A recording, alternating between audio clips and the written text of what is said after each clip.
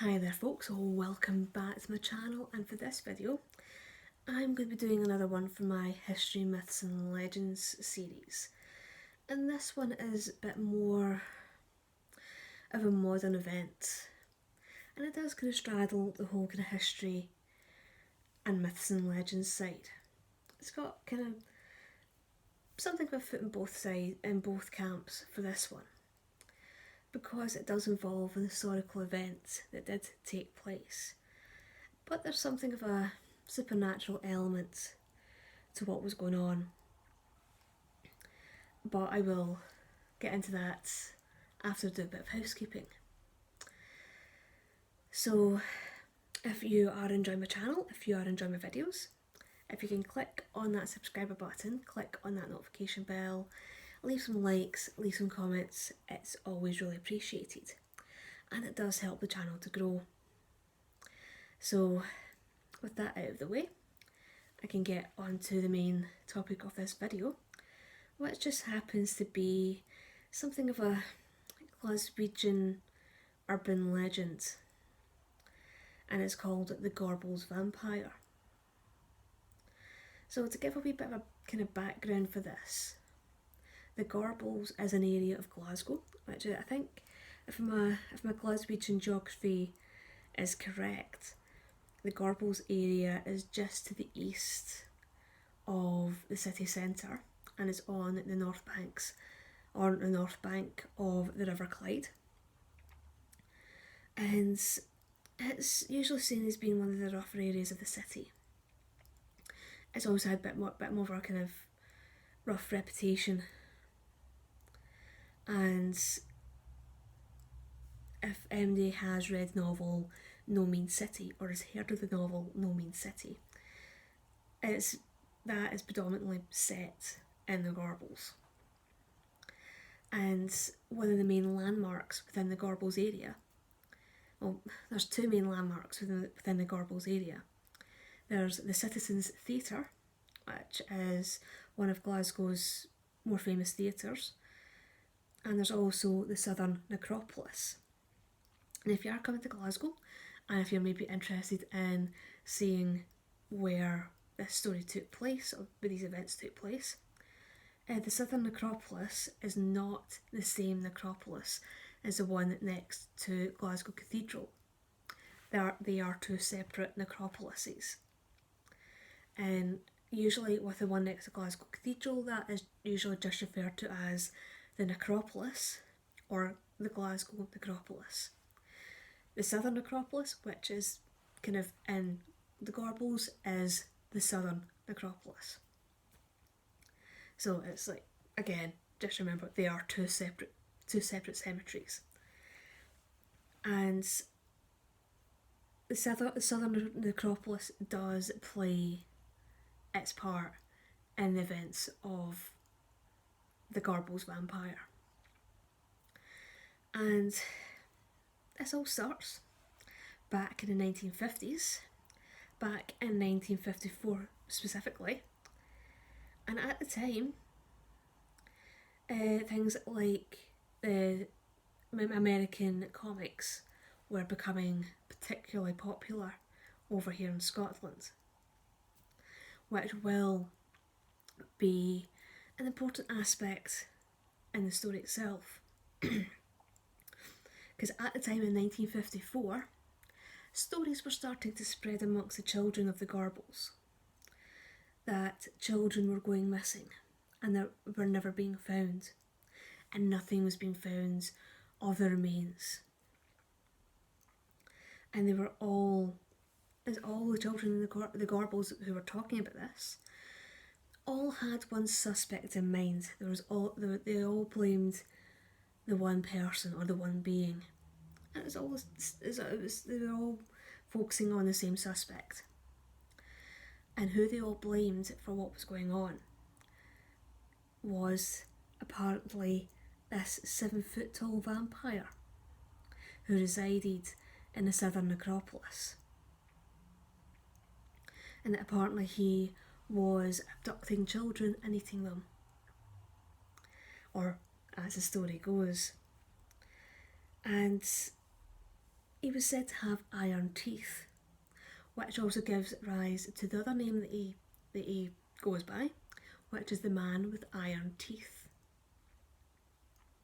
And obviously, all of the adults, all the parents of the children, and the local authorities were just going, oh, these are just stories.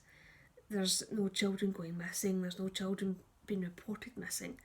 None have been reported to have died. There's been no remains found. These are all just fantasies, they're stories, there is nothing to it. Yeah, that's the end of the matter. But obviously, the children of the Gorbals weren't for having it. As far as they were concerned, there was this 7-foot tall vampire residing in the southern necropolis. And for them, if the parents weren't going to go deal with it, they would. So all these children decided that they would all arm themselves and descend on the southern necropolis in order to put an end to the reign of the man with iron teeth. So essentially, one night, all these kids from the Gorbals descended on the southern necropolis, all armed with homemade weapons, in order to find the Gorbals Vampire and essentially to kill him. And obviously, word got to the local police, and they were all sent out to deal with these rampaging kids and try and kind of put an end to what was going on. And apparently, from what I have been told, from what I have read, the police failed. And no matter what they did, the kids were just refusing to leave. And it wasn't until the kids themselves decided that it was time to go that the kids left. And there'd been a couple of reasons. So obviously this was something akin to a hysteria, that all these kids had it in their heads that something was going on, and they just weren't willing to listen to reason. That they were determined that they were going to sort out whatever it was they thought was going on. And there have been two main arguments put forward to try and explain what actually did happen and what actually may have influenced the kids into believing that there was this vampire. And one of the explanations is a local explanation, and one of them is a bit more international. So with the local explanation, it has been put forward that the whole idea of the Gorbals Vampire may be connected to another Glaswegian ghost story, and that happens to be one about a figure called Jenny with the Iron Teeth, or Jenny with the Iron Teeth, who is supposed to be this spirit or this figure that haunts Glasgow Green, and who abducts children, eats them, and is said to have iron teeth. And I don't think Glasgow Green is that far from the Gorbals. Again, MD who knows that area of Glasgow better than I do can always kind of let me know and maybe help. But it's help in that respect. But I am pretty certain there is not that great distance between the Gorbals and Glasgow Green. So it could easily have been a story that the kids could have heard, and they could have whispered it amongst themselves and end up growing arms and legs, as things usually end up doing, and it kind of became something else. But it's also been argued that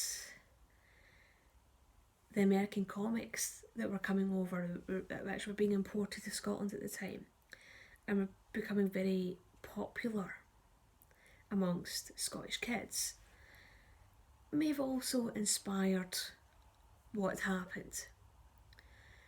And they may have maybe planted seeds into the kids' heads, which took root and became something more than what was intended. because I have read that there was one American comic that was called The Vampire with iron teeth. So it could also be kind of something in that explanation as well. And the whole idea of the Gorbals Vampire has become something of a kind of cultural kind of touchstone a wee bit in, to a certain extent, in Scotland, especially in kind of west coast of Scotland, that there has been a play written and performed based on the events surrounding the Gorbals Vampire, and there has ironically also been a graphic novel written and published based around the story of the Gorbals Vampire, and it's kind of one that I'd be quite interested in getting a hold of and reading myself. And I'll try and see if I can find a link to it online, and if I can, I will post it in the description bar below. And yeah, so I'll try and see if I can get a hold of that for anybody who's interested in reading maybe a wee bit more about the Gorbals Vampire. So yeah, so that's one of the more modern pieces of kind of folklore in Scotland that did actually lead to a historical event, which is kind of quite an interesting kind of way of looking at it. That there were all these kids who are quite willing to kind of go into a graveyard at night and go vampire hunting, which I think is something that probably not many people will have thought of actually ever happening in somewhere like Glasgow. But again, it just is another piece of history and folklore centering around Glasgow, which just kind of gives the city even more character and flavour. So that's the Gorbals Vampire for you all. Hopefully you all enjoyed this video, and hopefully I'll see you all in the next one. Bye bye.